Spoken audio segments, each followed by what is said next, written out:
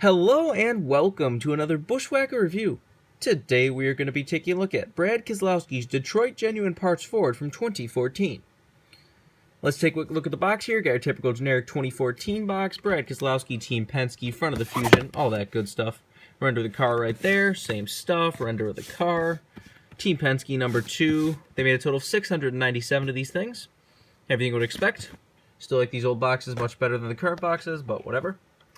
Here is the car in all of its baby blue glory. You can have the baby blue deuce if you really want it. Brad Keselowski raced this twice in 2014. First at the spring Richmond race, and the second time at the fall Charlotte race. Definitely an interesting looking diecast, and if you remember, that fall Charlotte race was a bit of a mess. That was the race where he fought with Kenseth, he fought with Hamlin, he fought with Tony. Not a good race. If you remember the clip of Keselowski walking back to his hauler and Matt Kenseth jumping on him like a spider monkey, which was still weird for Kenseth to do something like that, but I guess that's... The chase really brought out the worst in Kenseth, didn't it?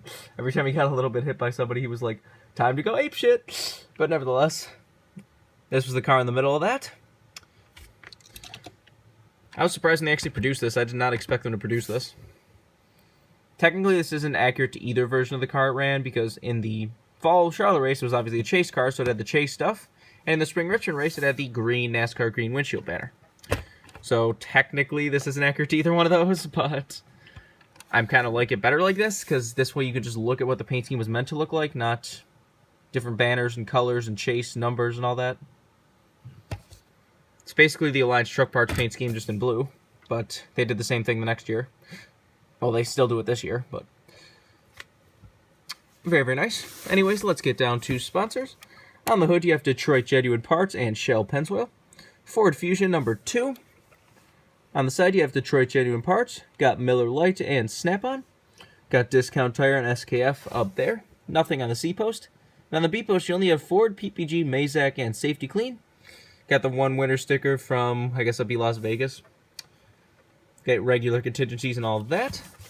On the back, you have Truck Light, whatever that is. Ford and number 2. Logo looks a little bit sideways, too. Got Worth on the deck lid. Nothing on the roof. This is number 244. Got the same stuff down the other side as usual. Let's take a look under the hood. See that it says Detroit Genuine Parts and powered by Ford. There's the engine detail if you want to see that. Pretty sure it has gone down since these. Under the deck lid, you get your typical fuel cell and such back there.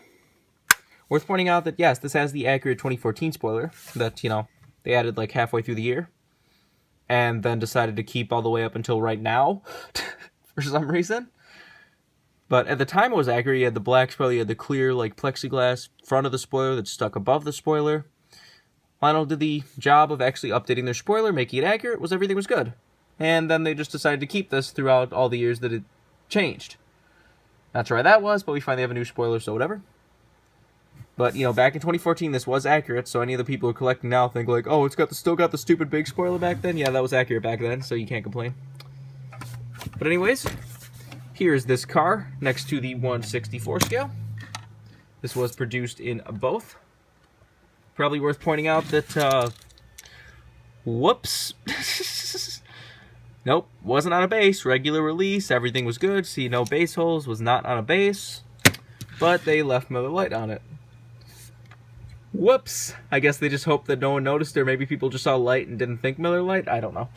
But anyways, that is worth pointing out, because I'm sure somebody's going to ask about that.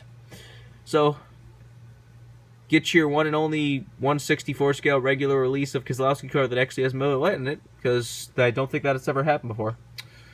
I don't think it's happened since this. You could tell that Lionel was just like, yeah, no. So that was funny. If you want this car, it is a little bit hard to find. This was definitely kind of a popular paint scheme, but it shouldn't be too hard to get. It's not one of those, it's like $500 on eBay, you're never going to get one. But it is a little bit hard to find. For some reason, they never produced the Detroit Genuine Parts cars after this. Like, they went back to scallops the next year and didn't get the 1/64 in 2015. Did not get anything in 2016 in 1/24 or 1/64. Though we did get the Daytona 400 win in July. I reviewed that car, so you can go check out that review if you have it. That was the only way to get that paint scheme. And now in 2017, we still have not gotten this car. I was always a fan of how this looked in the scallop paint scheme. The black with the kind of baby blue scallops looked fantastic, so I was glad he won in it so we could actually get a diecast of it. What did he win this year? I think he ran it at like the Spring Richmond race and then July Daytona this year. I don't know. But anyways, I think I've changed all to say. This has been a review of Brad Keselowski's Detroit Genuine Parts Ford from 2014. Hope you enjoyed, and thanks for watching.